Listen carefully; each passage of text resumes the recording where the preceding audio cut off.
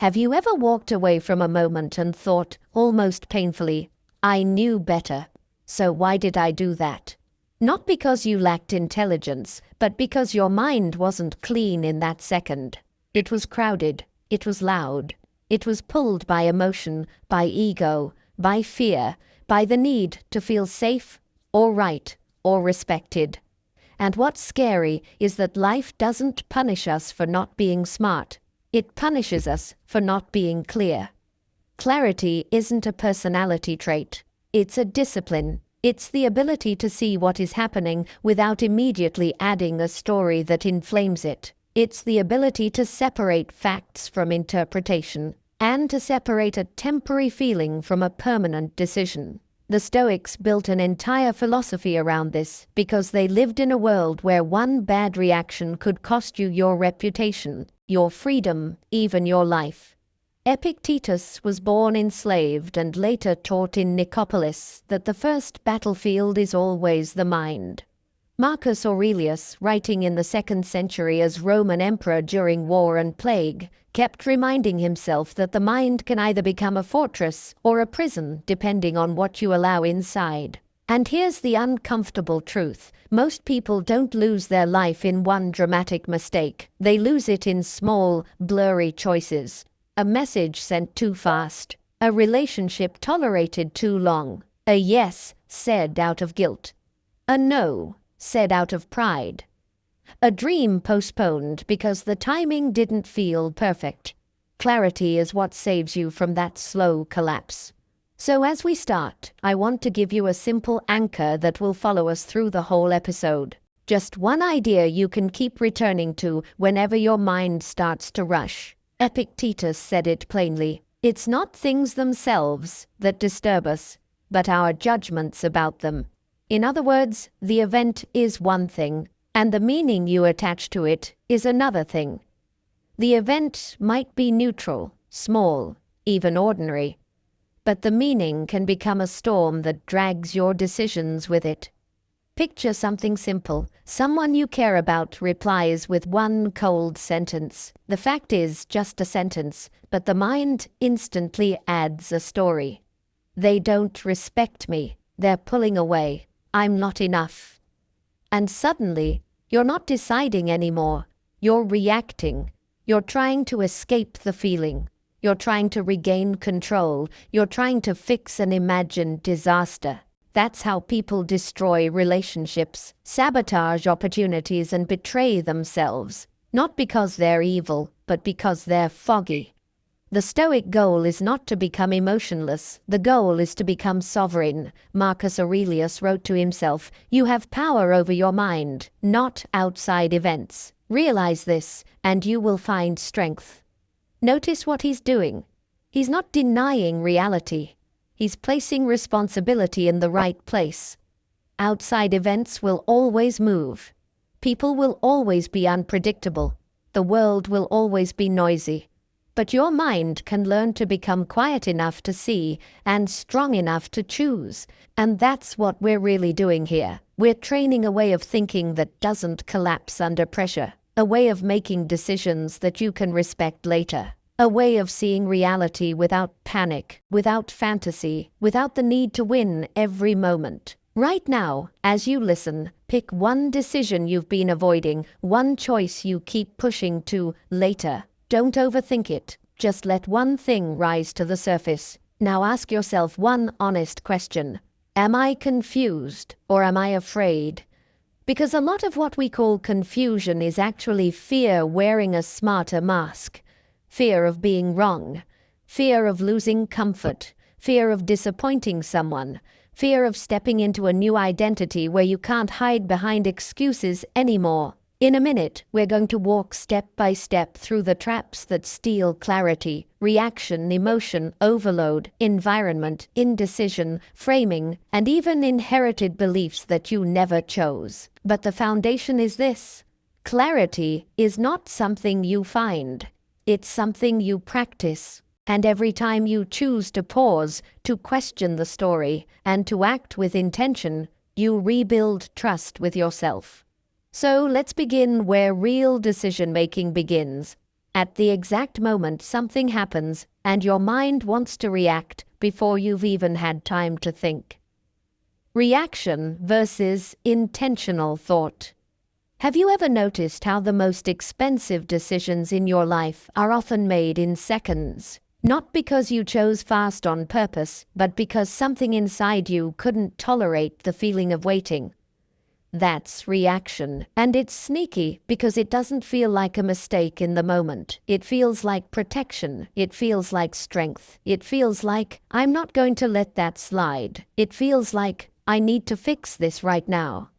But most reactions are not wisdom.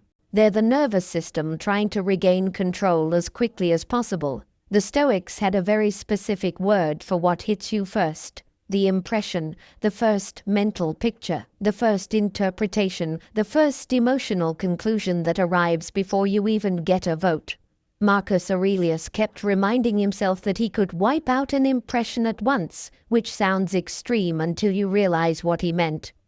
You can stop the first story from becoming a command, not by suppressing it, by seeing it clearly and refusing to obey it blindly. Because reaction isn't just behavior. Reaction is a worldview. It's a habit of letting the first interpretation become reality.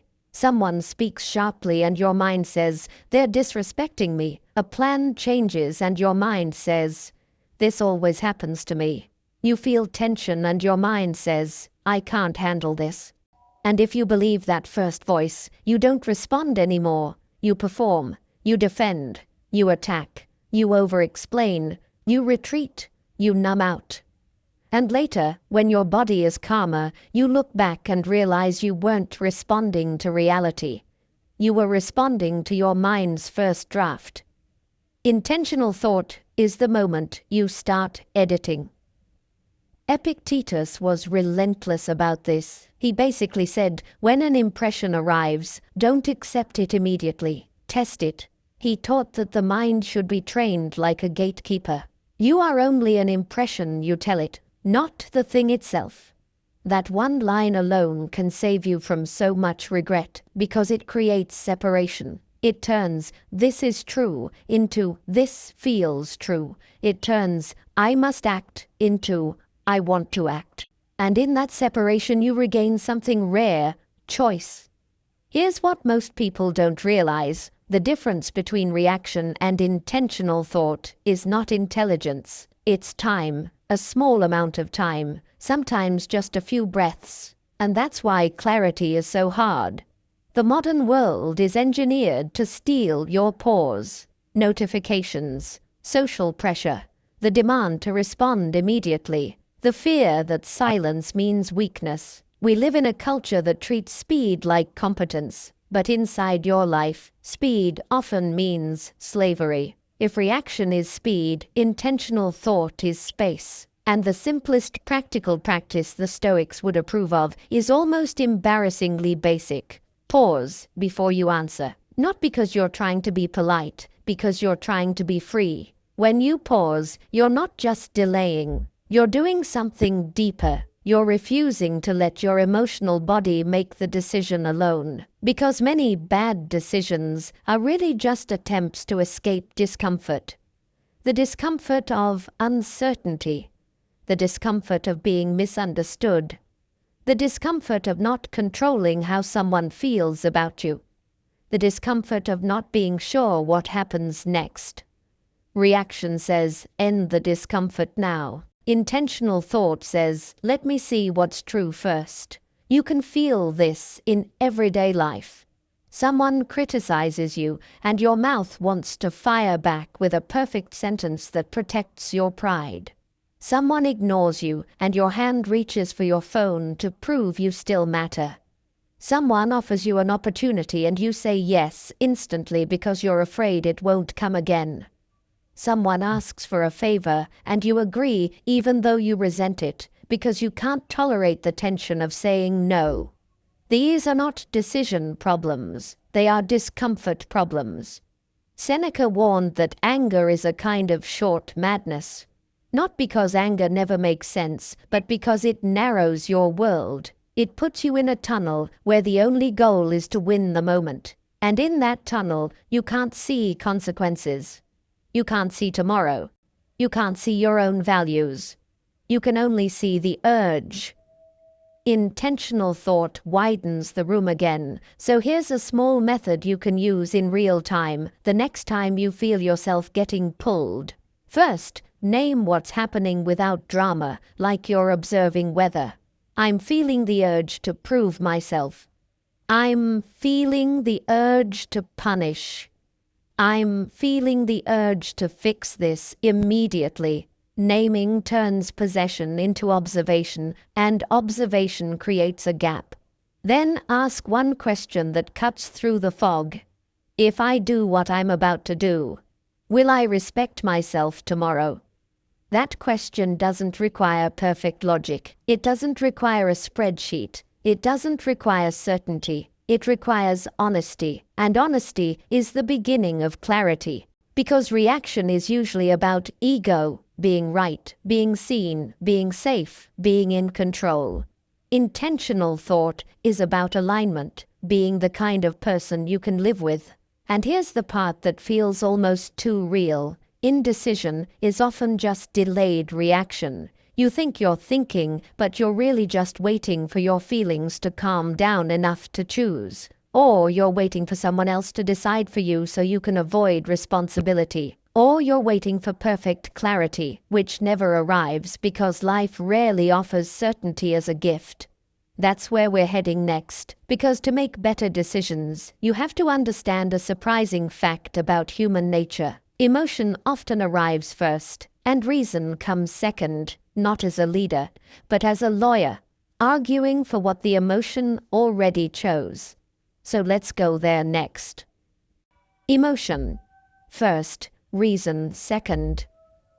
Have you ever made a decision that felt completely logical in the moment, and then later, when the emotion faded, you realized the logic was just a costume? This is one of the hardest truths to accept about ourselves, because we like to believe we are the kind of creatures who choose with reason and then feel whatever we feel afterward. But in real life, for most of us, it's the reverse. We feel first, then we think, and the thinking is often not pure thinking. It's justification. It's the mind trying to make the emotional choice sound respectable. The Stoics weren't naive about this. They didn't talk about the mind like it was a perfectly calm judge sitting above the body. They talked about the mind as a place that can be invaded, a place where impressions arrive like sudden visitors, sometimes carrying fear, sometimes carrying anger, sometimes carrying desire. And the question is never, will you feel? The question is, who gets to decide what you do next? Marcus Aurelius wrote these meditations to himself because even as emperor, he knew he could be manipulated by praise, by insult, by fatigue, by loneliness, by pressure, by his own pride. And one of the most powerful things he keeps doing is not positive thinking. It's naming the mechanism. He looks at what the mind is doing and he calls it out. He tells himself, in essence, this is an impression. This is not necessarily truth. Slow down. That's the beginning of emotional clarity, not denying emotion, but refusing to let it masquerade as truth. Because emotion is a signal, not a verdict. It's information. Sometimes valuable information, but it's not the whole story. Fear can mean danger, or it can mean growth. Anger can mean injustice, or it can mean wounded ego. Sadness can mean loss, or it can mean exhaustion. Desire can mean alignment, or it can mean escape. The problem is not that we feel these things. The problem is that we treat them like final answers. And when we do that, we start living in a strange illusion where the intensity of a feeling becomes proof that it's correct. I feel strongly, therefore I'm right. I'm anxious, therefore something bad is coming. I'm offended, therefore I've been attacked. I'm excited, therefore this must be the path. That's how people get pulled into chaos, by confusing emotional volume with truth. Epictetus offered a simple but ruthless correction. When something happens, your job is to separate the event from the judgment. Not because judgment is always wrong, but because judgment is where distortion is born. The event is clean. The judgment is colored. The event is reality. The judgment is interpretation. Think about a real situation. You send a message. The other person doesn't reply for hours. The event is silence. That's it. But then emotion rushes in, and the mind starts building a world. They don't care. I'm being disrespected. I'm always the one trying. And now your reason comes in, not to search for truth, but to build a case. You start scanning old memories. You look for evidence. You rehearse arguments. You think you're being rational, but really, you're feeding a feeling. And this is why clarity is rare. Because the mind is incredibly talented at defending whatever the heart is afraid to feel. Seneca warned about the mind's habit of adding suffering. He wrote about how we are more often frightened than hurt, and how we suffer more in imagination than in reality. Notice how modern that is. The body feels discomfort, and the mind tries to predict the future, and the prediction becomes torture. And then we call that thinking. But clear thinking is not endless thinking. Clear thinking is accurate thinking. So what do you do with this? How do you work with the fact that emotion arrives first? You stop treating the first feeling as a command. Here's a practical move that changes everything. When you feel something strongly, don't ask, "What should I do?" First, ask, "What am I trying to protect?" Because emotion is usually guarding something. Fear is guarding safety. Anger is guarding dignity. Jealousy is guarding self-worth. Shame is guarding belonging. If you can see what's being guarded, you can respond more wisely. Sometimes the thing being guarded is worth protecting. Sometimes it's an illusion that has been running your life. And there's another question that cuts deeper. If I act from this feeling right now, what problem am I trying to avoid feeling fully? Because many impulsive decisions are not about the situation, they're about avoiding an inner experience. You don't scroll because you love the internet. You scroll because you don't want to sit with your mind. You don't chase validation because you love attention. You chase it because you don't want to feel invisible. You don't stay busy because you love productivity. You stay busy because silence makes you face yourself. Stoicism doesn't call you weak for this. It simply asks you to stop lying to yourself about it. And this is where the real discipline begins. You practice staying present long enough for reason to arrive as a guide, not as a lawyer. You allow the emotion to exist, but you don't let it dictate. You let it speak, but you don't let it drive. Marcus Aurelius had a way of grounding himself that feels almost like mental hygiene. He would reduce things to what they are. Not to be cynical, but to be free. He would strip away the emotional story and return to plain reality. The insult becomes sound waves and opinion. The temptation becomes a sensation. The setback becomes a change in external circumstances. When you do that, the emotion doesn't disappear, but it loses its hypnotic power. And that hypnotic power is what makes decisions messy. So here's a simple internal instruction you can use the next time you feel something intense. I will not decide while I am chemically altered by emotion, because that's what a strong emotion is. Your whole body shifting chemistry. And chemistry can be beautiful, but it's not always wise. Give yourself time for the wave to pass. Not days, sometimes just minutes. Sometimes just a walk. Sometimes just one breath where you admit, I'm feeling this, instead of becoming it. And now, look at what this unlocks. Once you accept that emotion arrives first, you stop pretending you're purely rational. And when you stop pretending, you become more powerful. Because self-awareness is power. The person who can say, my mind is trying to justify a fear, has already stepped out of the trap. Which brings us naturally to the next problem that kills clarity. We often don't act because we're waiting to feel certain. We're waiting for the emotion to be perfectly calm. We're waiting for the mind to produce a guarantee. And we call that being responsible. But many times it's just fear hiding behind a respectable word. So the next part is about that trap. The trap of waiting for certainty and how it quietly delays your life. The trap of waiting for certainty. Have you ever told yourself, I'll decide when I'm sure, and then weeks pass, months pass, sometimes years pass, and the real decision has already been made for you? Because not choosing is also a choice.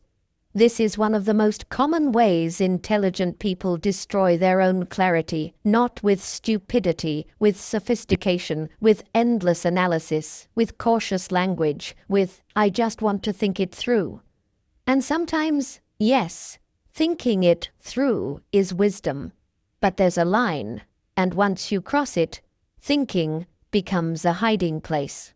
The Stoics would call this a form of attachment to certainty, attachment to control, attachment to the fantasy that life will hand you a perfect moment where the path is obvious and risk-free. But life doesn't work like that. Even Marcus Aurelius, with all the power of an emperor, didn't get certainty. He got responsibility.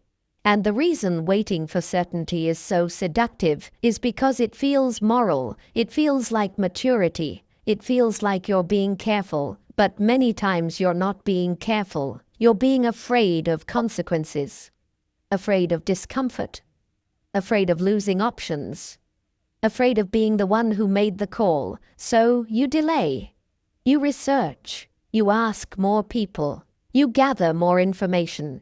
You keep the decision open, which gives you a small temporary feeling of safety, because as long as you haven't chosen, you haven't risked being wrong. But that safety is expensive, because clarity is not just knowing what's best. Clarity is acting in alignment with what you already know. Seneca wrote about how we waste life by postponing it. He warned that people are always about to live, but never fully living. And this is exactly what waiting for certainty does. It turns your life into a waiting room. And the worst part is, you can sit in that waiting room while still being busy, still being productive, still looking successful from the outside, while your soul quietly knows you're avoiding a door you need to walk through. Certainty is not the price of entry, courage is. Now, let's make this real. Think of the big areas where people wait for certainty: leaving a toxic job, starting a business, ending a relationship, committing to a relationship, moving to a new city, changing habits, choosing a path. In all these cases, the person says, I don't know if it's the right choice. But if you listen closely, what they often mean is, I don't know if it will feel comfortable, or I don't know if I'll be safe emotionally, or I don't know if I can handle the regret if it goes wrong. And that's honest. That's human. The Stoic response isn't to shame you for that. It's to teach you how to make decisions without needing certainty. Because the world rarely gives certainty, but life still asks you to choose. Epictetus would bring it back to what you control. You don't control outcomes. You don't control whether the future will reward you. You don't control whether people will approve. But you do control your intention, your effort, your character, your willingness to adapt. That's the Stoic foundation. Place your confidence in what is yours. When you do that, you stop needing guarantees. Here's a quiet principle that will change your decision-making. You don't need certainty to move. You need a direction and a willingness to correct. Most people treat decisions like irreversible verdicts, like once you choose you're trapped. But many decisions are more like steering. You turn the wheel, you adjust, you learn. You don't need perfect visibility to drive. You need enough to move forward and the humility to correct when new information arrives. Waiting for certainty often hides a deeper issue: perfectionism. Because if you believe you must choose perfectly, you will choose late. If you believe you must avoid regret, you will avoid life. And the irony is that regret is not avoided by waiting. It's often created by waiting. You regret not acting more than you regret acting imperfectly. You regret letting fear pick your timeline. You regret the years you sacrificed to maybe. Marcus Aurelius had a way of cutting through this. He would remind himself that time is always leaving, not as a dramatic statement, but as a grounding fact. Every day you delay a necessary decision, you pay with time, and time is not refundable. So how do you step out of this trap? You start treating decisions as commitments to a process, not as bets on an outcome. Instead of asking, will this work? You ask, am I willing to work? Instead of asking, will they change? You ask, am I willing to uphold my standards? Instead of asking, what if I fail? You ask, what if I keep failing the same way because I never try?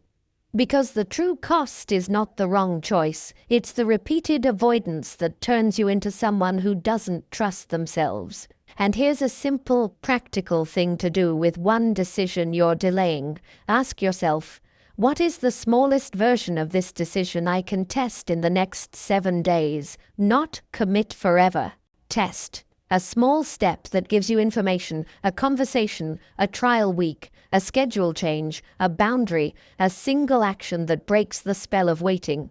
Because clarity grows when you move. It doesn't grow when you ruminate. And this leads perfectly into the next problem, because even when we're not waiting for certainty, we often can't think clearly because our mind is drowning in inputs. Too much information, too many opinions, too many tabs open in the brain. We call it staying informed, but often it's just mental clutter. So next, let's talk about the fog of information overload and how to return to clarity by simplifying what you allow into your mind. Information overload versus clarity. Have you ever felt that strange kind of exhaustion where you're not even physically tired, you're just mentally swollen, like your mind has been fed too much, and now it can't digest anything, so every decision feels heavier than it should? That's not laziness, that's overload. And overload is one of the most underestimated enemies of clear thinking because it doesn't show up as an obvious problem. It shows up as being informed. It shows up as doing research. It shows up as keeping options open. But inside your nervous system, it often feels like a low-grade panic because when you consume too much input, you start losing a simple, essential thing, your own signal. The modern world teaches you a quiet lie, that the more you know, the safer you'll be. But the Stoics would challenge that immediately. Not because knowledge is bad, but because the mind is not built to carry infinite noise and still make clean choices. Marcus Aurelius wasn't writing meditations in a peaceful cabin with no distractions. He was surrounded by information, demands, letters, reports, politics, war logistics, sickness, betrayal, an entire empire pressing on his attention. And what did he keep returning to? Not more input, less, fewer judgments, fewer stories, less mental clutter, more presence with what actually matters. There's a particular kind of confusion that comes from too much information that isn't yours. Opinions you didn't ask for, trends you don't need, advice from people who won't live with the consequences, endless comparisons that convince you other lives are simpler, clearer, better. And when you're soaked in that, you start making decisions not from values, but from pressure. You start trying to optimize for what sounds impressive. You start fearing you'll miss some perfect path. You start delaying because you believe one more piece of information will finally remove the risk. But risk doesn't disappear. It just changes shape. Epictetus would bring this back to discipline of attention. In his world, it wasn't social media. It was gossip, reputation games, the constant pull of other people's judgments. His answer wasn't to win the noise. His answer was to refuse it. He kept insisting that freedom begins with where you place your attention, because attention is the doorway through which everything enters your mind. If you allow chaos through the doorway all day, you can't be surprised when your decisions feel chaotic. And there's a deeper problem here. Information overload doesn't just confuse you, it weakens your confidence in your own perception. You start outsourcing your mind. You start treating your intuition like it needs permission. You start believing that if you don't know everything, you don't deserve to choose. So you keep consuming. And the more you consume, the more uncertain you feel, because every new idea adds a new branch of possibility, a new what if, a new fear that you're missing something. It's like trying to see the bottom of a lake while someone keeps throwing stones into it. Clarity, then, is not the ability to consider every angle. Clarity is the ability to decide which angles matter. Seneca warned that we are often scattered, living in fragments, and that a life spread too thin becomes a life not truly lived. That's not poetic, that's mechanical. A scattered mind cannot see deeply. A scattered mind reacts more. A scattered mind becomes suggestible, and a suggestible mind becomes a tool, easily used by appetites, by crowds, by algorithms, by fear. So the Stoic approach to overload isn't just take a break, it's something sharper. Treat your mind like a republic you are responsible for governing. Not every voice gets a vote. Not every thought gets to speak in the Senate. Not every headline gets a seat at your table. You choose what enters because you are the one who will suffer if your mind becomes overcrowded. Now, here's the practical turning point, because this can't stay abstract. If you want to think clearly, you need a simple rule for input. If it doesn't help you act wisely today, it's probably noise. That doesn't mean you live ignorant. It means you stop consuming information as a substitute for courage. So consider the decision you're holding. Ask yourself something brutally honest. Am I learning or am I avoiding? Because there's a clean kind of learning that prepares action, and there's a foggy kind of learning that delays action. The clean kind points you toward a next step. The foggy kind keeps you floating. And there's a second question that matters even more. How many opinions am I carrying that I never asked for? Because sometimes your mind is not overloaded with information. It's overloaded with other people, their expectations, their warnings, their doubts, their definitions of success, their timelines, their anxieties disguised as advice. And when you carry that, you stop hearing your own priorities. Here's a simple practice you can use, not as a cute trick, but as a form of mental sovereignty. For the next 24 hours, before you consume anything, before you scroll, before you watch, before you listen, ask one question. What am I trying to feel right now? If the answer is relief, escape, numbness, or certainty, then you're not consuming for wisdom. You're consuming for emotion management. And that doesn't make you bad. It just makes you human. But once you see it, you can choose something better.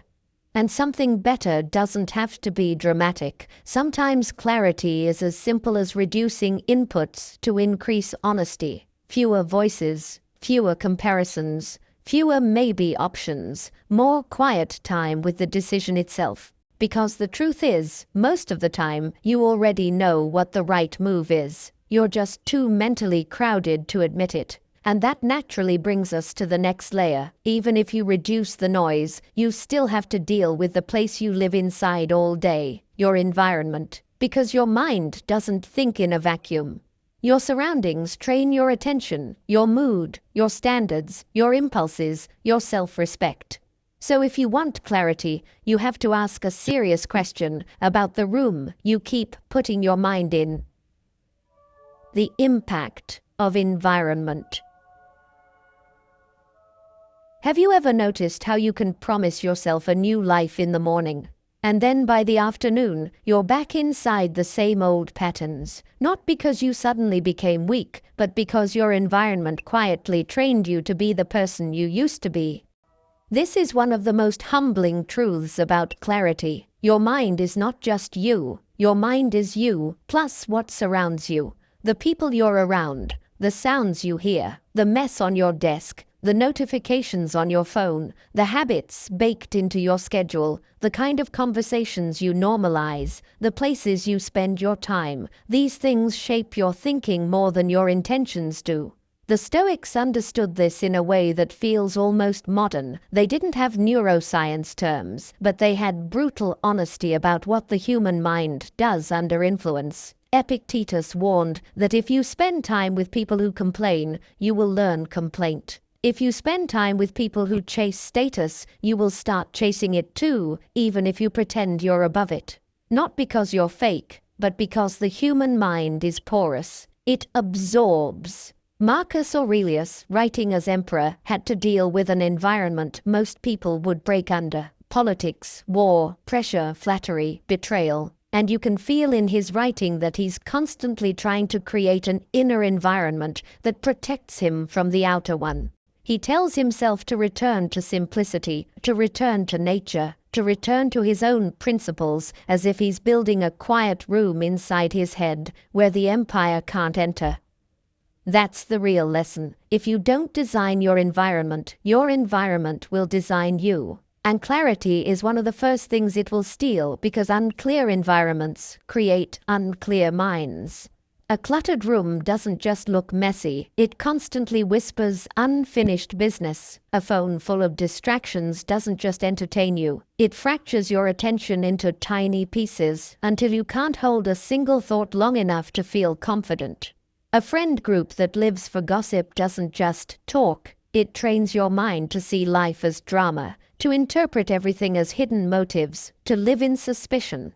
A workplace full of urgency doesn't just make you busy. It trains your nervous system to treat everything like a fire, and when everything feels like a fire, you can't think clearly. You can only react. Environment is not just physical, it's social, it's emotional, it's digital, it's even the environment of your inner talk. What you repeatedly say to yourself becomes the air you breathe. So let's get practical. If you want to make better decisions, you need to understand something simple. Your environment either supports your higher self or it feeds your lower impulses. There is no neutral. That sounds harsh, but it's actually liberating because it means you don't have to fight yourself as much as you think. Sometimes you're not lacking discipline, you're living inside a system designed to drain it. You're trying to think clearly inside a space that constantly pulls you into noise, comparison, and impulse. Seneca talked about the importance of guarding the mind, because the mind can be corrupted not only by big vices, but by small, daily indulgences that feel harmless. That's the environment effect. It doesn't destroy you with one punch. It erodes you with small permissions. Now, here's a question that hits hard, but it gives you immediate clarity. What does my environment reward?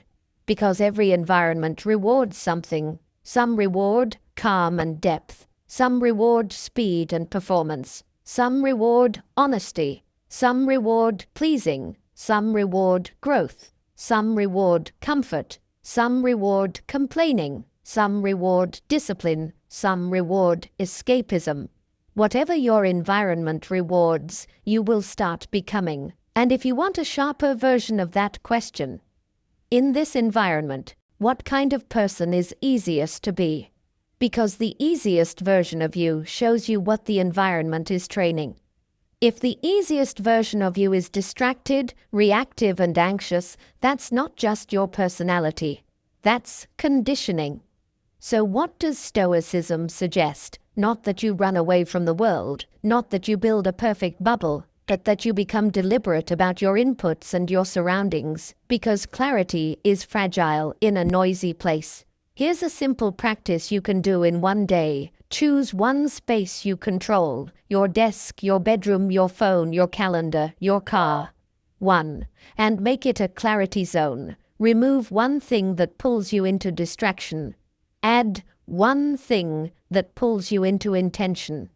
That could be as simple as turning off one notification category, cleaning one surface, moving your charger out of reach at night, putting a book where your phone used to sit, or scheduling 1 hour where you can't be interrupted. It sounds small, but the environment works through small cues. Small cues trigger big behaviors, and then do something that feels almost too simple to be powerful. Change the first 5 minutes of your day, because the first 5 minutes is an environment. If the first thing you do is absorb other people's noise, messages, headlines, social feeds, you've already surrendered your mind before you've even met yourself. But if the first 5 minutes belongs to you, silence, water, a short walk, a short note to yourself, a single intention, then your day begins with sovereignty. And sovereignty is clarity. Now let's bring this back to decisions. A good decision is rarely made in the middle of chaos. It's made when the mind has room to see. So if you're stuck, consider this. The answer might not be think harder. The answer might be change the room. Change the environment enough that your mind stops fighting. And that leads us to the next part, because once you control environment, you face a deeper question that most people never ask. Not, what do I want, but what am I optimizing for? Because your decisions are always optimizing for something. Comfort, status, peace, growth, love, security, freedom. And if you don't choose what you optimize for consciously, your impulses will choose for you. What are you optimizing for? Have you ever looked at your own life and felt a quiet confusion? Not because you don't work hard, not because you lack ambition, but because your choices don't seem to add up to a single direction, like you're moving but you're not arriving. That usually happens when you're optimizing for the wrong thing, or more often, when you're optimizing for a dozen things at once, without admitting it. Every decision is an optimization problem, whether you say it that way or not. When you choose to answer a message immediately, you might be optimizing for approval. When you stay in a job that drains you, you might be optimizing for security. When you delay a hard conversation, you might be optimizing for comfort. When you push yourself to the edge, you might be optimizing for status. When you keep peace with people who disrespect you, you might be optimizing for belonging.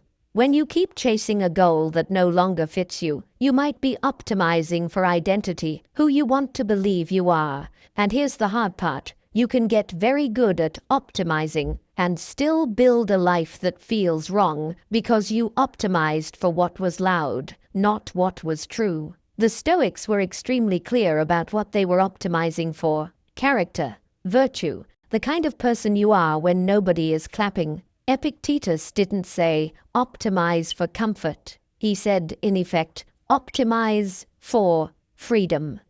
And in Stoicism, freedom isn't political freedom first. It's inner freedom, the ability to choose your actions without being owned by fear, desire, and social pressure. Marcus Aurelius had everything a person could want in external terms, and yet he kept writing to himself like a man who could still be dragged around by his own mind. That's what makes him credible. He wasn't preaching from a clean life. He was fighting for clarity inside a life full of power and danger, and he kept returning to the same question in different forms. What matters? What is worthy of me? What is in my control? What is the proper aim? That's optimization language, just without modern words. So let's ask it plainly. When you make choices in your daily life, what are you optimizing for? Because you are always paying a cost. If you optimize for comfort, the cost is growth. If you optimize for growth, the cost is comfort. If you optimize for status, the cost is authenticity. If you optimize for belonging, the cost is sometimes truth. If you optimize for peace, the cost is sometimes confrontation. If you optimize for freedom, the cost is letting people misunderstand you. If you optimize for love, the cost is vulnerability. There is no cost-free life. The only question is whether you are paying consciously or paying accidentally. Most confusion comes from accidental payments. You want peace, but you optimize for winning arguments. You want closeness, but you optimize for control. You want respect, but you optimize for being liked. You want confidence, but you optimize for never failing. You want a meaningful life, but you optimize for looking successful. And your mind can't be clear when your aims are divided, because your decisions become little civil wars. One part of you wants the long-term path. Another part wants relief now. One part wants integrity. Another part wants applause. One part wants solitude and depth. Another part wants stimulation and distraction. And then you call the feeling confusion, but really it's misalignment. Seneca spoke about living according to nature, and nature here isn't just trees and rivers, it's your deeper design, the part of you that knows when you're acting out of fear, the part that knows when you're selling yourself cheaply, the part that knows when you're choosing the easy reward over the real one. To live according to nature is to stop betraying your own deeper compass. So here's a practical move. Take one decision you're struggling with. Now ask, if I choose option A, what am I optimizing for? And if I choose option B, what am I optimizing for? Don't answer with surface outcomes like money or time. Go deeper. Are you optimizing for pride, safety, freedom, comfort, respect, love, growth? Once you see that, the decision becomes less foggy because now you know what you're actually trading. And there's a second question that's even sharper. What do I want my life to reward? Because your daily system rewards something. If your life rewards distraction, you will become distracted. If it rewards discipline, you will become disciplined. If it rewards avoidance, you will become avoidant. If it rewards courage, you will become courageous. And if you say you want one thing but your system rewards another, you will feel constant confusion. Clarity is when your aims become simple, not easy, simple. Marcus Aurelius kept trying to simplify his aim to one thing, to do the work of a human being with dignity, justice, courage, and self-control. That's not poetic decoration, that's an optimization target. It means when something happens, he can ask, what would a just person do here? What would a disciplined person do here? What would courage look like here? And the decision starts to clean itself. Now let's bring this into modern life. If you don't define what you optimize for, you will default to what the environment optimizes for. Your phone optimizes for attention.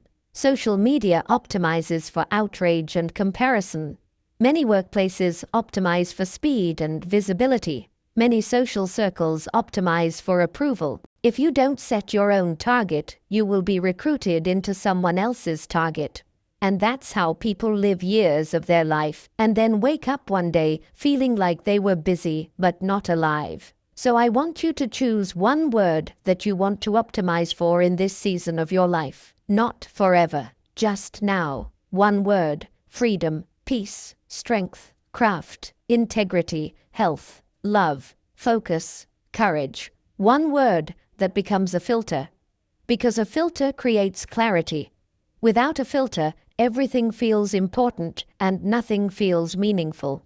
And now you can feel the next part coming, because once you name what you're optimizing for, you start to see a painful truth. Many times, you're not indecisive because you're confused. You're indecisive because you're afraid. Afraid of losing something. Afraid of choosing wrong. Afraid of being judged. Afraid of becoming responsible for your life. Indecision is fear. Have you ever been stuck on a decision, not for hours, not for days, but for so long that the decision started to feel like part of your personality? Like you weren't just undecided, you were an undecided person. And that's usually not confusion. That's fear that learned how to speak in a calm voice. Indecision is one of the most socially accepted forms of self-betrayal because it looks responsible, it looks thoughtful, it looks like you're weighing options, but underneath, it's often the same mechanism as panic, just slower. It's the mind trying to avoid the emotional risk of choosing, because choosing is heavy. Choosing collapses the possibilities into one path. Choosing means you can't hide behind maybe. Choosing means you might be wrong. Choosing means you might disappoint someone. Choosing means you might lose comfort. And worst of all, choosing means you might have to live with the truth of what you want. Fear doesn't want truth. Fear wants safety. The Stoics were direct about this. They didn't treat fear as an enemy to be destroyed. They treated fear as a sensation to be understood and trained. Epictetus didn't say, "Don't feel fear." He said, in essence, "Put fear in its place." Because fear often becomes large when it's allowed to talk like a king. It makes demands. It controls timelines. It vetoes your growth. It convinces you that you are being practical when you are really protecting the fragile part of your identity that can't tolerate risk. Marcus Aurelius knew this too. He wrote to himself about doing the work in front of him without delaying, without complaining, without dramatizing. And if you read that as a simple productivity line, you miss the deeper point. He was fighting the mind's habit of postponing courage. He was reminding himself that the price of clarity is action, and action always carries uncertainty. Indecision is fear's way of keeping you in a safe illusion, the illusion of control without commitment.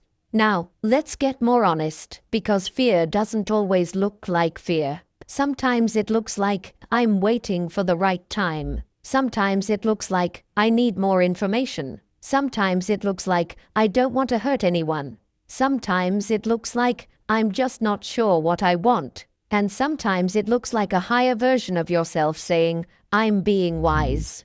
So you need a test. Here's a simple one. If you had to decide today, what would you choose? That question strips away the performance. It forces your real preference to appear, and then you can ask the deeper question, so why am I not choosing that? And the answer is usually not, "Because I don't know." The answer is usually, "Because I'm afraid of what it costs." Fear of losing a relationship, fear of being seen as selfish, fear of failing publicly, fear of regret, fear of starting and discovering you're not who you thought you were, fear of walking away from something familiar, fear of stepping into a life where you can't blame anyone else. And once you see the cost, the decision becomes clearer. Because now you're not choosing between options, you're choosing between values. Seneca wrote that we suffer more often in imagination than in reality. Indecision is exactly that, living inside imagined consequences. You replay scenarios, you run mental simulations, you anticipate humiliation, you anticipate loss, you anticipate that it will be unbearable. But most of the time, what is unbearable is not the outcome. It's the uncertainty before you act. The mind hates uncertainty. It would rather live in a known misery than face an unknown possibility. That's why indecision is sticky. But here's the Stoic reversal. You don't need to remove uncertainty to act. You need to remove the fantasy that uncertainty is a sign you shouldn't act. Because uncertainty is often a sign you're doing something real. If you were choosing between two comfortable things, you would decide quickly. It's the meaningful decisions that feel heavy. It's the decisions that change identity. It's the decisions that require courage. And the mind tries to protect you by delaying. It calls the delay caution, but the body knows the truth. The body feels the weight every day you avoid it. Now, there's a particular kind of fear that hides inside indecision that most people never name: fear of responsibility. As long as you haven't decided, you can pretend the future is not fully yours. You can pretend your current life is temporary. You can keep telling yourself a story where you are about to start. But once you decide, you become the kind of person who has chosen. You become accountable. And accountability is terrifying if you haven't built trust with yourself. This is why clarity and self-trust are linked. The person who trusts themselves doesn't need endless time. They choose, adjust, learn, and keep going. The person who doesn't trust themselves treats every decision like a trial that could prove they're not enough. So they avoid the trial by avoiding the choice. The Stoics would say, stop treating decisions as a referendum on your worth. Treat decisions as exercises in character. Your worth is not on trial. Your character is being trained. So how do you break indecision? You shrink the decision into an action you can take today. Because indecision thrives in abstraction. It loves big, vague futures. It loves forever, but it struggles against a simple next step. If you're undecided about a relationship, the next step might be one honest conversation. If you're undecided about a career, the next step might be one application, one call, one portfolio update. If you're undecided about your health, the next step might be one walk, one meal, one appointment. Small steps force the mind out of fantasy and into reality. And then you practice something the Stoics prized: voluntary discomfort, not punishment. Training. You do small, uncomfortable things on purpose, saying no, delaying a reply, sitting with uncertainty, not explaining yourself, taking the first step before you feel ready. So your nervous system learns a new truth. Discomfort is not danger. It's just sensation. It rises, it falls, and you are still here. Once your body learns that, clarity increases because your mind stops treating discomfort like a red alarm. Now here's the bridge to the next part. Even when you decide, you can still decide for the wrong reasons, because you might choose based on what's available, not what's aligned. You might pick what's easy to reach, not what's truly yours, and that's how people end up with lives that look fine but feel off. Availability versus alignment. Have you ever taken something, not because you truly wanted it, not because it matched who you are, but because it was there, and later you realized you weren't building a life, you were just collecting whatever was within reach? That's the trap of availability, and it's a quiet trap, because it doesn't feel like failure. It feels like movement, it feels like progress, it feels like you're doing something. But sometimes the things you choose, quickly, are not the things that are right for you. They are simply the things that were easiest to say yes to. Availability is what shows up. Alignment is what fits. And if you care about clarity, you have to understand that these are not the same thing. The modern world pushes availability hard. There's always an offer, always a distraction, always a relationship possibility, always a job opening, always a new path to chase. And in a culture that fears silence, taking what is available feels like relief. It fills space. It gives you a story. It protects you from uncertainty. It makes you look busy, involved, wanted, important. But clarity asks a different question. Is this mine? Stoicism is essentially training for that question. Epictetus didn't want his students to become impressive. He wanted them to become free. And the fastest way to lose freedom is to accept things that don't align with your values, your standards, your inner direction, just because they are present and convenient. Because once you accept them, they start owning your time, your energy, your mood. They start shaping you. Marcus Aurelius talked about doing what is in front of you, yes, but doing it with the right intention, with justice, with self-control, with a mind anchored in purpose. That's alignment. It's not passive acceptance, it's deliberate participation. So let's put this into something you can feel. Imagine two different kinds of yes. The first yes is a reflex. It happens quickly. It's driven by fear of missing out, fear of disappointing, fear of losing the opportunity, fear of being alone, fear of seeming ungrateful. It feels urgent, and it often carries a subtle tension in the body, like you're already negotiating your own boundaries while you're saying yes. The second yes is quieter. It might take longer. It feels clean. It feels like your chest opens instead of tightens. It might still be scary, but it's the right kind of scary, the kind that comes from growth, not from self-betrayal. That difference is alignment. Availability tends to recruit you into other people's priorities. Alignment pulls you back into your own. And the reason this matters for decision-making is simple. When you repeatedly choose what is available, you slowly lose the ability to recognize what is aligned. Your standards blur. Your sense of self gets quieter. You become adaptable in the wrong way. You start living as a responder, not as a creator. Seneca warned about living according to other people's expectations and how easily we can lose ourselves in the crowd. He understood that the crowd always offers something available: approval, safety, belonging. But the crowd rarely offers alignment, because alignment is personal. It requires you to know yourself, and it requires you to disappoint someone sometimes.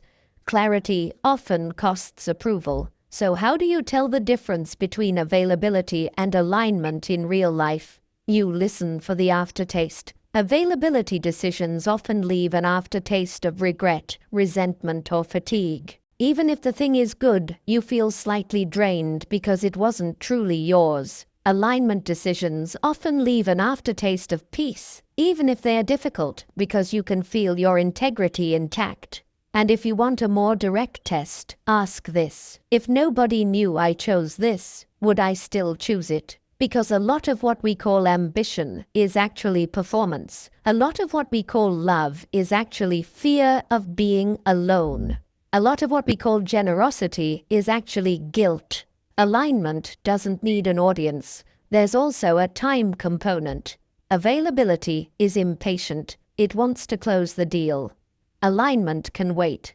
Not forever, not passively, but it can wait because it trusts itself. It trusts that the right opportunities don't require you to betray your standards to keep them. Now, I want to make this painfully practical. Think about your schedule. How much of your week is built around what is available? Requests, messages, invitations, obligations that you never truly chose. And how much is built around alignment, things that actually move your life toward who you want to become? Because your calendar is your philosophy in visible form. If your life is mostly availability, you will feel foggy, not because you're doing nothing, but because you're doing too much that isn't truly yours. And when you're living like that, decisions become harder, because your mind is always negotiating internally. You're always a little divided. The Stoic solution is not to become rigid. It's to become principled. To say, I will do fewer things, but I will do them with full intention. I will say no more often, not out of arrogance, but out of respect for my own life.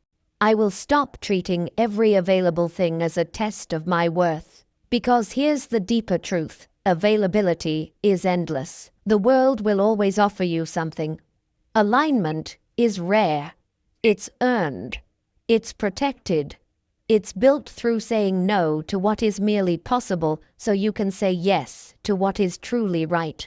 And now we arrive at a powerful pivot for clarity, because once you learn to choose alignment, you also learn how to frame situations correctly. Most people suffer and make bad decisions not because of what happened, but because of the frame they put around what happened. The frame determines what you see, what you ignore, what you fear, and what you believe is possible. The power of framing. Have you ever noticed how the same situation can feel like a disaster, or a lesson, or a challenge, depending on the sentence you attach to it in your mind? That sentence is the frame, and most people never realize they're framing. They think they're seeing reality. They think their interpretation is just the truth. But what they're really doing is placing a border around the moment, deciding what it means, and then reacting to that meaning as if it were objective. The frame is invisible while you're inside it, which is why it has so much power. Stoicism, at its core, is the art of choosing your frame. Epictetus said it with surgical precision. It's not things that disturb us, but our judgments about things. That's framing. You're not disturbed by the event itself. You're disturbed by what the event signifies to you. The event is raw data. The judgment is the narrative. The judgment is the meaning. And once you see that, you gain something that feels like freedom. You can adjust the meaning without denying the reality. Marcus Aurelius practiced this constantly. When he was dealing with insult, delay, betrayal, pain, sickness, he would often reframe the moment into something more accurate, more useful, and more aligned with virtue. Not in a fake optimistic way, in a precise way. He wasn't saying, everything is great. He was saying, let me see this correctly so I can respond correctly. Because a bad frame makes you weak even when you are capable, and a good frame makes you strong even when you are struggling. Let's make it concrete. Imagine you fail at something important. The event is failure. Now notice the frames available. One frame says, this proves I'm not good enough. That frame leads to shame and avoidance. Another frame says, this is feedback. That frame leads to learning and adjustment. Another frame says, this is part of the cost of mastery. That frame leads to persistence. Another frame says, this is humiliation. That frame leads to defensiveness and bitterness. Same event, different life. Or think about rejection. One frame says, I'm unlovable. Another frame says, this wasn't aligned. Another frame says, this is redirection. Another frame says, I need to improve. Some frames are compassionate, some are harsh, some are accurate, some are delusional. The key is not to pick the prettiest frame. The key is to pick the most truthful frame that produces the best behavior. Stoicism cares about behavior, about action, about character. Seneca wrote often about how we add suffering by the way we interpret things, and how much of our pain is created by mental exaggeration. That's a framing problem. We take a small thing and wrap it in absolute language. Always. Never. Everyone. No one. We treat temporary states as permanent identities. We treat one setback as a prophecy, and then we make decisions that match the prophecy. So the first step in framing is catching the exaggeration, because exaggeration is emotional, not factual. If you want to think clearly, you have to train yourself to speak to yourself in accurate sentences, not harsh sentences. Accurate ones. Here's a simple practice. When something happens and you feel the emotional spike, ask, what sentence am I attaching to this? Because that sentence is the frame. And if you can hear the sentence, you can challenge it, you can refine it, you can replace it. For example, you might catch yourself saying, this is ruining my life. Is it? Or is it just ruining your mood for an hour? You might catch yourself saying, they don't respect me. Do they not respect you? Or did they act thoughtlessly in one moment? You might catch yourself saying, I'm behind. Behind whom? On what timeline? According to what standard?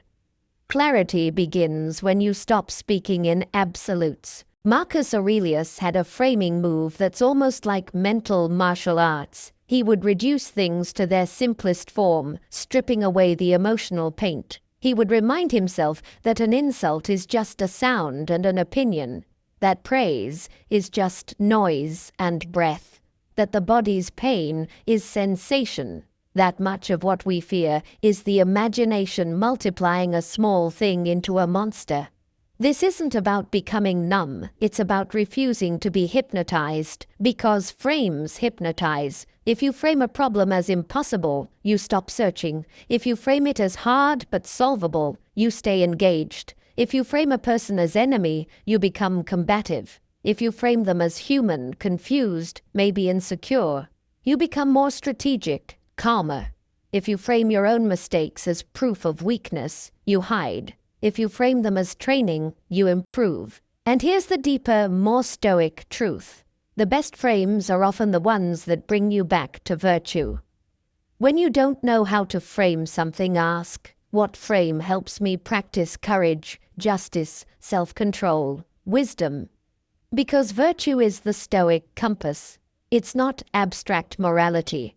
It's practical direction. If your frame leads you to become petty, reactive, dishonest, cowardly, then even if it's comforting, it's not a good frame. If your frame leads you to become steady, brave, fair, disciplined, then it's probably closer to truth. Now, there's a dangerous kind of framing too, self-serving framing, the kind that excuses, the kind that says, "This is just who I am. I can't change. That's how the world works." Those frames keep you stuck because they remove responsibility. They give you a story where you don't have to grow. Stoicism refuses that story. Epictetus would say, "You are not your impulses, you are not your past, you are not your mood, you are your choices, you are what you do with what happens." So here's a practical tool you can carry. The next time you're facing a decision and you feel foggy, do this, write, or just say in your mind, 3 different frames for the same situation, 1 negative, 1 neutral, 1 empowering. Then ask, which frame is most accurate, and which frame leads to the best action? You're not trying to lie to yourself. You're trying to see the full space of interpretation and choose wisely. Because when you can reframe, you can move. And this leads into the next part, and it's a serious one, because clarity is not only about perspective, it's also about facing the future, honestly. The Stoics had a practice for this called premeditatio malorum, imagining possible difficulties ahead, not to become anxious, but to become ready. And one of the most powerful uses of that practice is seeing the cost of inaction, because many people only calculate the risk of action, never the risk of staying the same. Premeditatio malorum, the cost of inaction. Have you ever been scared to make a move because you keep imagining what could go wrong, but you almost never sit down and imagine what will go wrong if you don't move at all? That's one of the most dangerous blind spots in decision-making. We calculate the risk of action with obsessive detail, and we treat inaction as neutral, as if doing nothing has no cost, but doing nothing is not free. It charges you quietly. It charges you in time, in self-respect, in missed opportunities, in the slow weakening of your courage.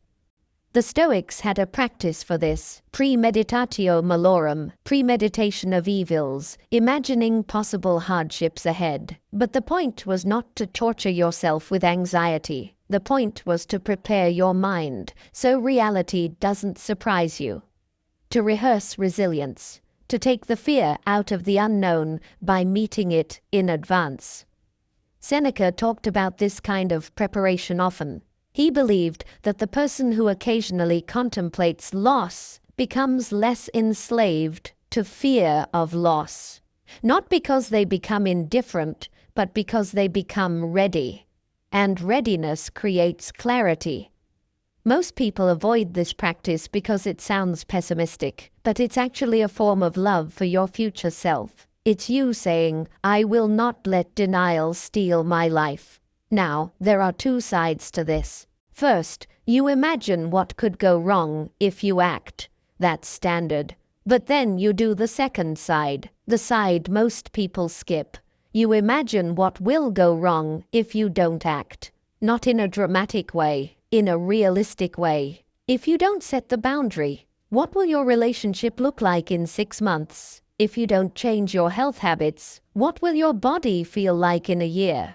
If you don't develop your skill, what will your career options look like in 2 years? If you keep avoiding the hard conversation, what will your respect for yourself feel like? If you keep waiting for certainty, what will your life look like at the end of the year? Inaction has a future, you just don't like to look at it. And the reason you don't like to look at it is because it's painful in a very specific way. It forces you to admit that your problems are not just happening to you. You are also participating in them through avoidance. That's clarity. Marcus Aurelius had a way of urging himself toward action that feels almost like spiritual urgency, not frantic urgency, clean urgency. The urgency that comes from knowing time is not yours to waste. He would remind himself, you could leave life right now. Let that determine what you do and say and think. That line isn't meant to make you anxious. It's meant to make you awake. Because when you remember that time is finite, you stop treating your future like it's guaranteed. You stop negotiating with tomorrow. You stop delaying your own life. Premeditatio malorum is a way to wake up without panic. So let's do a simple version together. Pick the decision you've been avoiding. Now imagine two futures. In the first future, you act. Imperfectly, but you act. You have to face discomfort. You have to risk being misunderstood. You have to tolerate uncertainty, but you also gain momentum. You gain self-trust. You gain information. You gain the quiet pride of being the kind of person who doesn't run. In the second future, you don't act. You keep it open. You keep postponing. You keep consuming information. You keep telling yourself soon. And at first it feels safe, but slowly it becomes heavy. Your mind becomes noisier. Your confidence erodes. The problem doesn't stay the same. It grows. The fear doesn't fade. It deepens. And eventually, you're not avoiding the decision anymore. You're avoiding your own reflection because you can feel what the avoidance is doing to you. That's the cost of inaction. It doesn't just preserve the problem, it trains your identity to become someone who delays. And once you become that person, clarity becomes harder because clarity requires trust, and trust is built through action. Epictetus would say, it's not events that make you weak, it's your judgments and your habits. If your habit is avoidance, then even small choices will feel huge. But if your habit is facing things, then even hard choices become cleaner because your nervous system is trained to tolerate the discomfort of reality. So here's the practical use of premeditatio malorum for decision-making. You imagine the pain of action and the pain of inaction, and you choose the pain that leads to a better life. Because there is always pain. The question is, which pain is meaningful? The pain of action is often sharp and short, a hard talk, a first step, a risk, a rejection, a learning curve. But the pain of inaction is long and dull. It's the ache of regret, the ache of watching yourself become smaller, the ache of knowing you could have been braver. Seneca once wrote that it is not that we have a short time to live, but that we waste much of it. That's not meant to shame you, it's meant to clarify what matters. If you've been avoiding a decision, you're not doomed, you're just being invited back to your life. Now, there's a next step after seeing the cost of inaction. Once you wake up, you have to ask yourself a deeper question. What beliefs are keeping me stuck? Because sometimes the reason you can't act isn't fear alone. It's a belief you inherited about who you are, what is possible, what you deserve, what failure means, what success means. Beliefs you never chose, but they're steering you. Challenging inherited beliefs. Have you ever realized, even for a split second, that some of your truths aren't really truths? They're just old sentences you've been repeating for so long that they started to feel like reality. That's what an inherited belief is. It's a belief you didn't consciously choose, but it still runs your decisions like a quiet operating system. And if you're trying to think clearly, you eventually have to face this. You don't only make decisions based on facts. You make decisions based on beliefs about yourself, about people, about the world, about what's allowed, about what's safe, about what you deserve.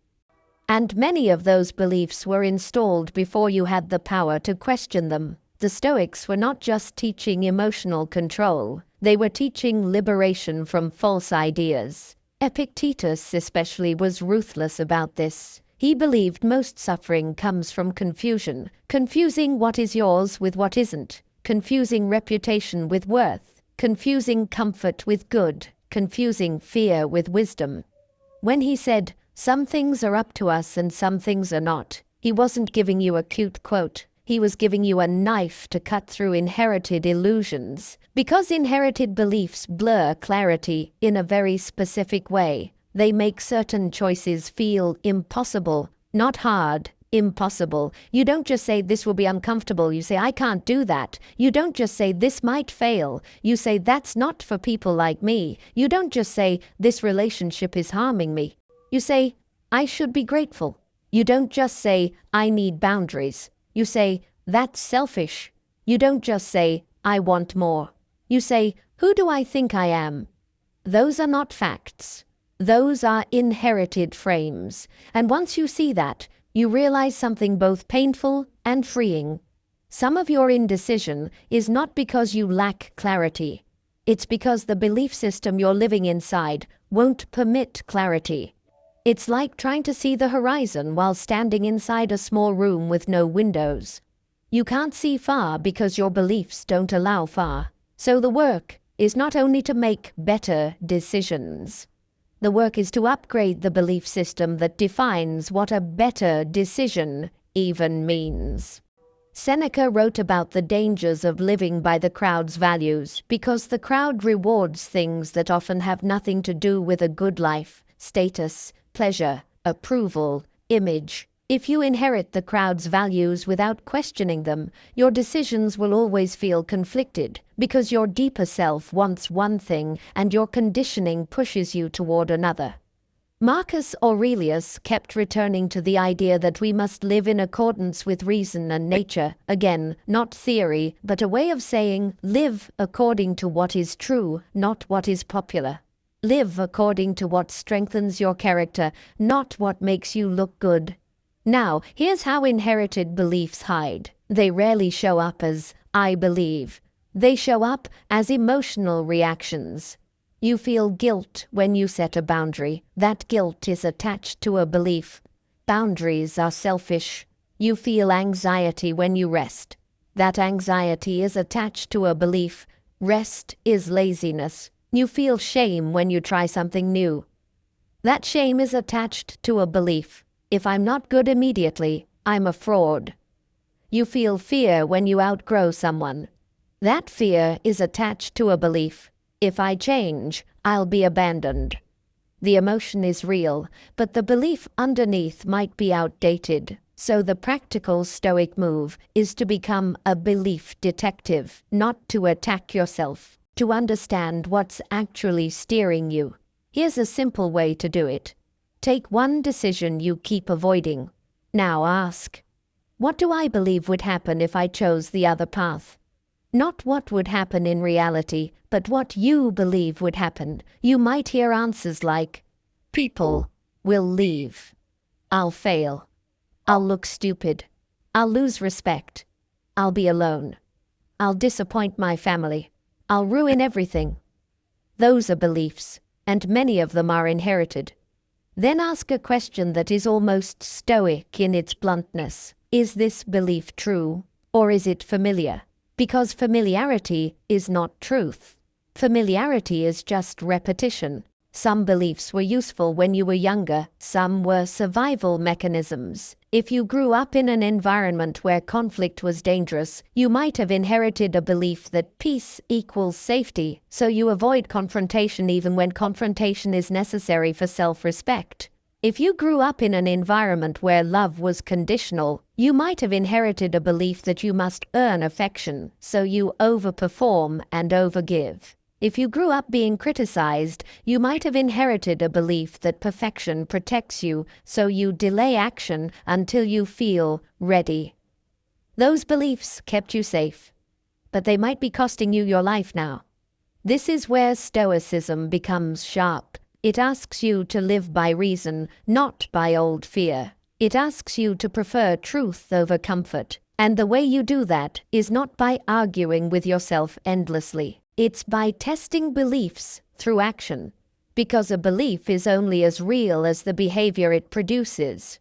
So here's a clean, practical method. Pick one inherited belief that might be steering you and run a small experiment against it. If the belief is, if I say no, people will hate me, run the experiment. Say no once, calmly, without over-explaining, and watch what happens. If the belief is, if I slow down, I'll fall behind, run the experiment. Protect 1 hour of deep work without distraction and see if your results improve. If the belief is, if I speak honestly, I'll lose everything, run the experiment. Tell one truth in one relationship in a respectful way and see what changes.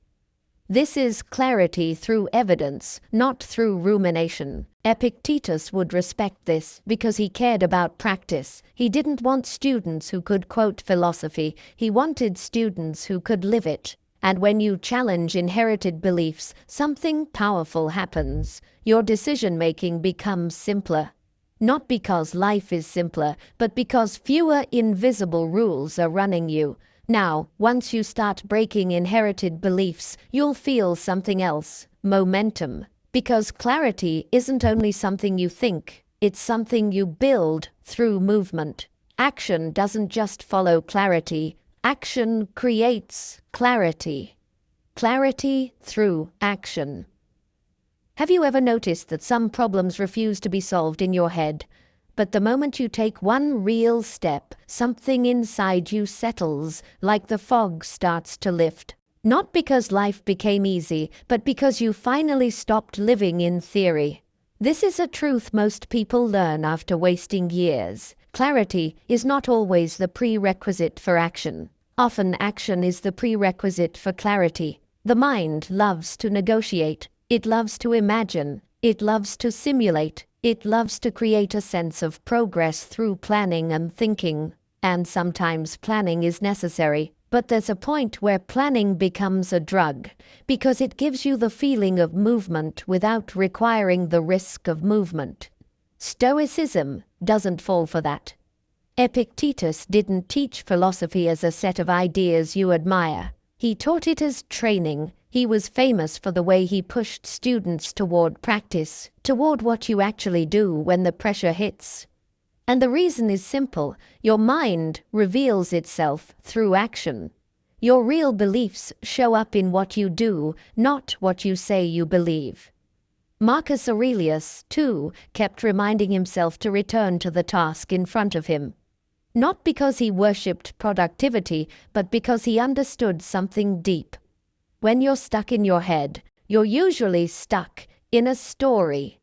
When you act, you meet reality. And reality, even when it's hard, is often cleaner than the story. Think about the kinds of confusion people live in. I don't know if I should leave. I don't know if I should start. I don't know if I'm good enough. I don't know what I want. And yes, sometimes you truly don't know. But sometimes you do know and you're afraid. And fear loves a foggy mind, because fog delays responsibility. Action is what burns the fog, not reckless action, not impulsive action, deliberate action, the smallest honest step that forces contact with reality. Because clarity is not a feeling, it's a relationship with truth. And truth is not found in the mind alone. Truth is found where you test your assumptions against the world. Seneca wrote about how we suffer more in imagination than in reality, and action is a way of leaving imagination. It's you stepping out of the mental movie and into the actual scene. The mental movie is always exaggerated, worse outcomes, harsher judgments, more humiliation, more catastrophe. The actual scene is often simpler, sometimes painful, but simpler, and simplicity is clarity. So here's a powerful shift. Instead of asking, what is the perfect decision? Ask, what is the next honest action? The next honest action is rarely glamorous. It's a call, a message, a walk, a boundary, a schedule change, a page written, a meeting booked, a skill practiced, a hard conversation started, a small commitment kept. It's an action that costs you a little discomfort today, so you don't pay with regret tomorrow. And the Stoic genius here is that action can be chosen even when you don't control outcomes. You can control effort, you can control integrity, you can control whether you step forward. Epictetus would say, your job is not to guarantee success. Your job is to act according to reason. That's clarity. Reason doesn't mean cold calculation. It means acting from principles instead of impulses. It means, even if I'm afraid, I will do what is mine to do.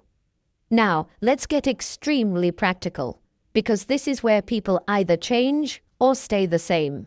If you're facing a decision, don't ask your mind for an answer first. Ask your mind for an experiment, 1 week, 1 step. If you're unsure about a career path, don't wait for certainty. Test your interest through a small project, a conversation with someone in the field, a course, a portfolio piece. If you're unsure about a relationship, don't wait for the perfect emotional state. Test clarity through one honest conversation about needs and boundaries. If you're unsure about your discipline, don't wait until motivation returns. Test yourself with a small daily practice you can keep even when you don't feel like it. Action gives you data. Data gives you clarity. And here's something even more important. Action rebuilds self-trust. Many people can't think clearly because they don't trust themselves. Their mind is full of doubt because their past is full of broken promises. Small promises, but still promises. They said they would change, and they didn't. They said they would start, and they delayed. They said they would stop, and they repeated. Over time, the mind begins to treat its own intentions as unreliable. That creates fog, because you can't decide cleanly when you don't believe your decision will be honored. So the fastest way to restore clarity is to keep a small promise, not a heroic promise, a small one. Because when you keep a promise, even a small one, your mind becomes quieter. It stops arguing. It stops negotiating. It starts believing you again. And when the mind believes you, decisions become simpler. Marcus Aurelius talked about doing what is right, even when it's difficult. And you can feel that he's not trying to become admired. He's trying to become consistent. Consistency is clarity in motion. It's a mind that knows what it stands for. Now, I want to say something that might sting, but it's meant to free you. Sometimes you're not confused about what to do.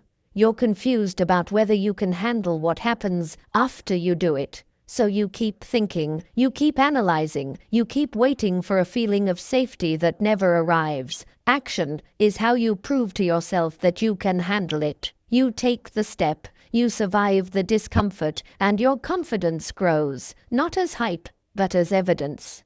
This is why clarity through action is not just a technique. It's a way of becoming someone stronger. Someone who doesn't need perfect conditions. Someone who can act with imperfect information. Someone who can make a call, adjust, learn, and continue.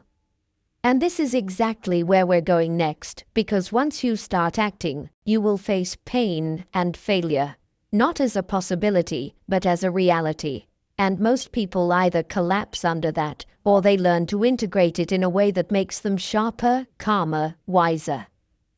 Integrating pain and failure. Have you ever failed at something and felt for a moment like it wasn't just the plan that failed, it was you? That feeling is one of the most dangerous distortions of the human mind because it turns an event into an identity. It takes a single outcome and makes it a verdict. And once pain becomes a verdict, clarity disappears because you're no longer deciding from truth. You're deciding from shame. The Stoics did something very brave with pain and failure. They didn't romanticize them, and they didn't run from them. They treated them as part of the curriculum of life, not because suffering is good, but because suffering is inevitable, and anything inevitable should be trained for. Marcus Aurelius lived this. He faced wars on the northern frontier, political pressure, disease, the death of children, betrayal inside the empire, and the burden of being responsible for millions. And what's striking is not that he stayed calm all the time. It's that he kept returning to the same interior posture. This is here. Now what is the proper response? He didn't let pain become a story about his worth. He treated it as material. In Stoic language, pain is not an exception. It's raw material for virtue. That's a hard sentence, but it's also a freeing one, because it means your worst days don't have to be wasted. It means even failure can be metabolized into wisdom. But first, we need honesty. Pain will try to hijack your framing. Pain will try to convince you of extremes. This will never get better. I always lose. I'm behind. I'm not built for this. And when pain speaks like that, it's not speaking truth. It's speaking survival. The nervous system is trying to make a prediction to protect you. But a protective prediction is not the same as an accurate prediction. Seneca wrote about how we often suffer twice, once from the event and again from our interpretation. That second suffering is optional, but only if you can see it happening. Pain is real, but the story you attach to pain is where your future gets decided. So the first step in integrating pain and failure is separating sensation from meaning. The sensation might be grief, disappointment, fatigue, embarrassment, loneliness. That's real, but meaning is the sentence you attach. If the sentence is, "This proves I'm weak," you will shrink. If the sentence is, "This is part of growth," you will learn. If the sentence is, "This means I should stop," you will quit. If the sentence is, "This means I need to adjust," you will evolve. The event doesn't choose the meaning, you do. Epictetus would tell you, what hurts you is not what happens, but what you tell yourself about what happens, and what you believe it says about you. He wasn't denying the body's pain, he was protecting your inner dignity. Because there's a difference between being hurt and being broken. You can be hurt and still remain sovereign. Now, here's why pain often destroys clarity. Because it narrows time. When you're in pain, the present moment feels like it will last forever. You can't imagine a different emotional weather, so you make decisions as if this feeling is permanent. You cut people off in a moment of humiliation. You abandon a goal in a moment of exhaustion. You sabotage a relationship in a moment of fear. You surrender your standards because you just want relief. The Stoic move is to remember the wave. Everything passes, not as a cliché, but as a factual statement about the nervous system. Emotion is a wave. Pain is a wave. It rises, it peaks, it falls. The mistake is not feeling it. The mistake is signing contracts while the wave is at its peak. So a practical rule for clear decision-making in pain is this. Don't decide your future while you're bleeding emotionally. This is not weakness. This is strategy. Marcus Aurelius would often delay judgment. He would tell himself to wait before assigning meaning, to see the thing as it is, to resist the urge to dramatize. And this is how you integrate pain. You let it be present without letting it define reality. Now, integration is more than endurance. It's learning. Failure is feedback, but only if you can stay honest without becoming cruel to yourself. There are two common errors people make after failure. One is denial. It wasn't my fault, so nothing changes. The other is self-destruction. It was all my fault, so you collapse. Clarity sits in the middle. What part was mine? What part wasn't? What will I do differently next time? That middle is where growth happens. Seneca emphasized self-examination, not in a self-hating way, but in a disciplined way. At the end of the day, he would review his actions, what he did well, where he failed, what he would correct. That practice is a machine for clarity. Because when you can look at failure without shame, failure stops being a threat. It becomes information. And when failure stops being a threat, you become bolder. You take better risks. You stop needing certainty. You stop needing perfect conditions. You stop needing to protect an image. You start living. Now, there's another layer to pain that's even deeper. Pain often reveals what you truly value. If something hurts, it usually means something mattered. You cared. You invested. You hoped. And that's not weakness. That's the price of being alive. The danger is when pain convinces you that caring was the mistake. Then you become numb. Then you become guarded. Then you start making decisions that avoid vulnerability, and you call that being smart. But the Stoics weren't teaching numbness. They were teaching courage with feeling present. So here's how you integrate pain without becoming bitter. You let pain refine your values, not poison them. If failure exposed a weakness, you train it. If loss exposed attachment, you loosen it. If rejection exposed dependence on approval, you reclaim your standards. If embarrassment exposed pride, you humble yourself. Pain becomes a teacher, but only if you listen without letting it bully you. And there's a final piece of integration that ties directly to clear thinking. You have to stop using your past pain as a prediction machine. Many people don't decide based on reality, they decide based on old wounds. Last time I tried, I failed. Last time I trusted, I got hurt. Last time I spoke up, I was punished, so they avoid. They stay small. They choose availability over alignment. They choose comfort over growth. Integration means you learn the lesson, and then you stop repeating the fear. Because the lesson is meant to make you wiser, not smaller. And this leads us to the next part, because once you integrate pain and failure, you start seeing more clearly, not just in yourself, but in the world. You start developing layered vision, the ability to see beyond the surface of situations, beyond appearances, beyond immediate emotion, into deeper patterns. Layered vision, seeing beyond the surface. Have you ever looked back at a moment that once felt confusing, and months later it looked obvious? Not because the moment changed, but because you learned how to see deeper than the surface. That shift is what I mean by layered vision. It's the ability to see a situation in multiple layers at once. The immediate facts, the emotional reaction, the hidden incentives, the long-term consequences, the character signals, the patterns repeating beneath the words. It's not paranoia, it's clarity with depth. Most bad decisions happen because we make them in a single layer. We see only the surface, the loudest part, the most immediate feeling, the most urgent demand, and we respond to that one layer as if it's the whole truth. But life is almost never single-layered. People aren't single-layered.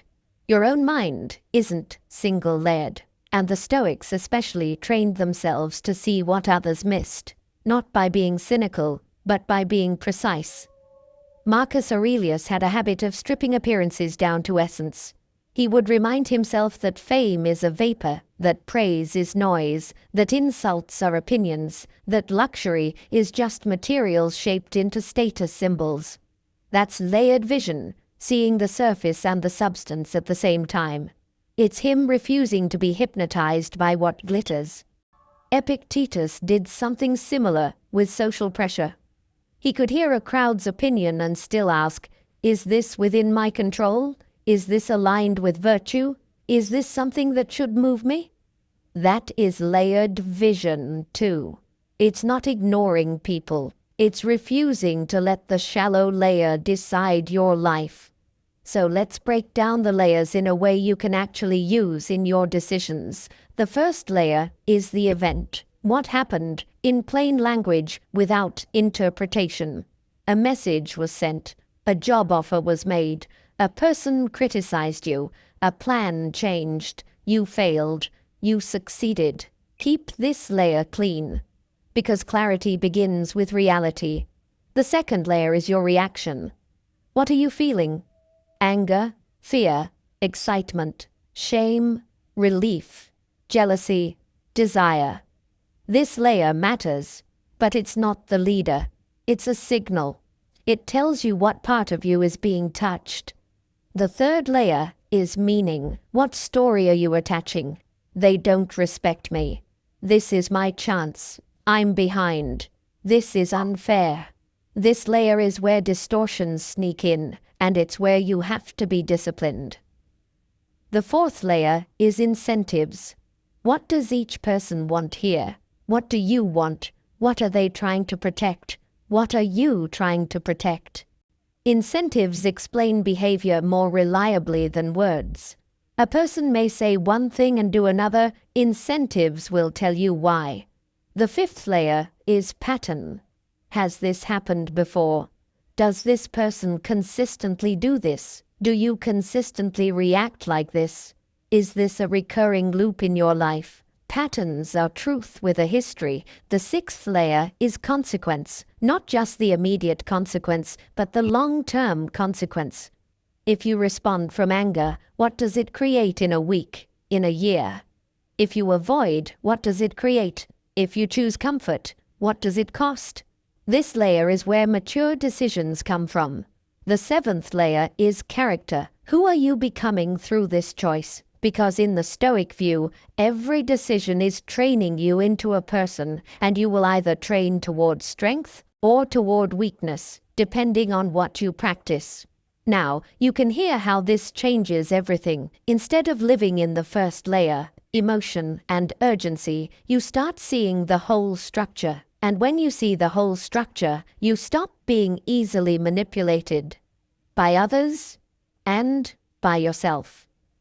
Seneca talked about the importance of wisdom as a kind of seeing what truly matters, seeing what is fleeting, seeing what is under your control. That is layered vision.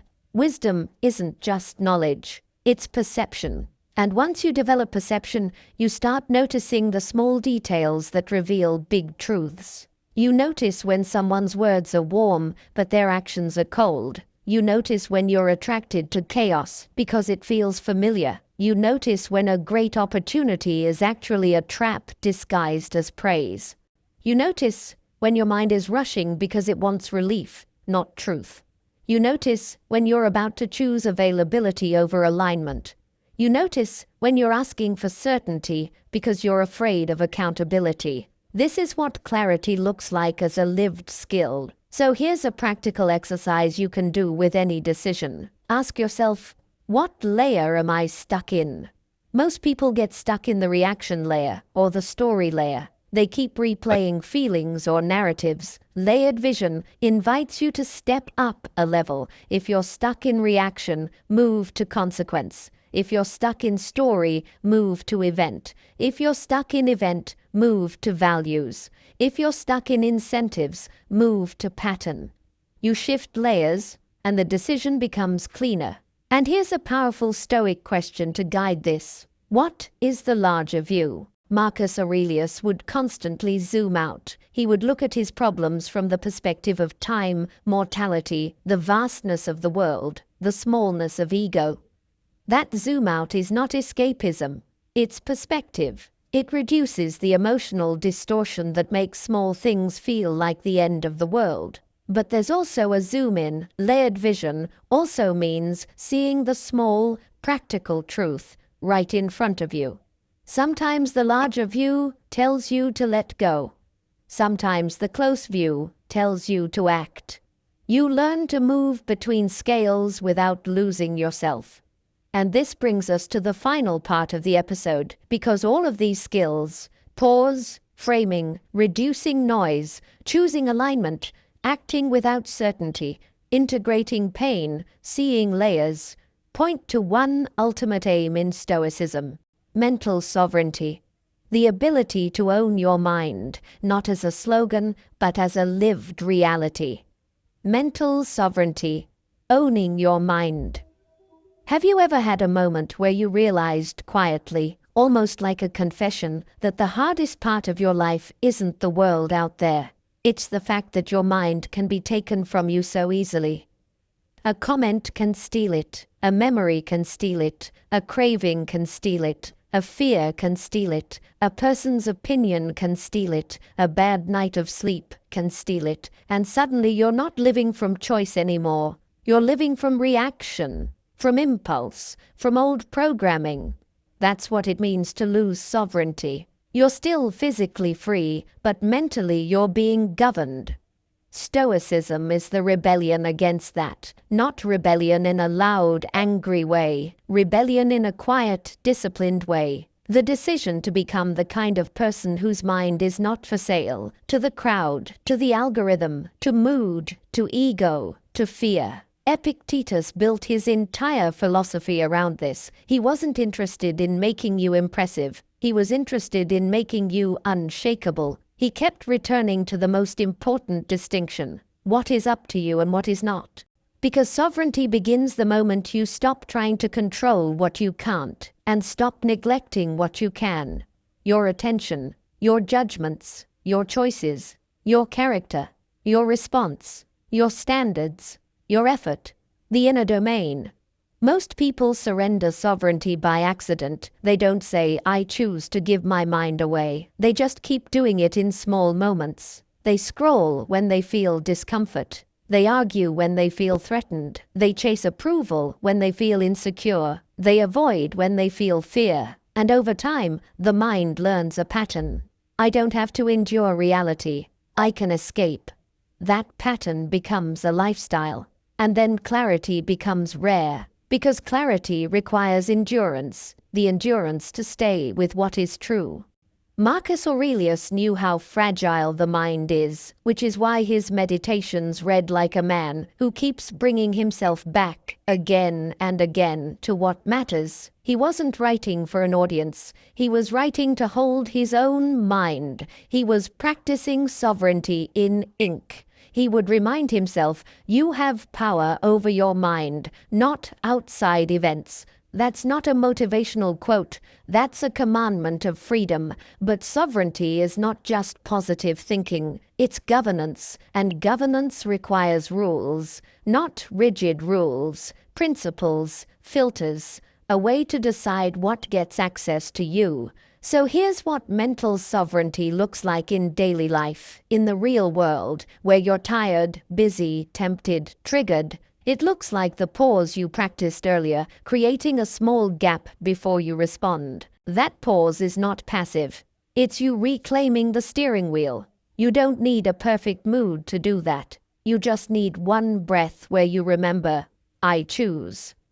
It looks like framing, choosing accurate sentences instead of emotional exaggerations. You stop letting your mind speak in absolutes. You stop calling a moment a catastrophe. You stop turning discomfort into prophecy.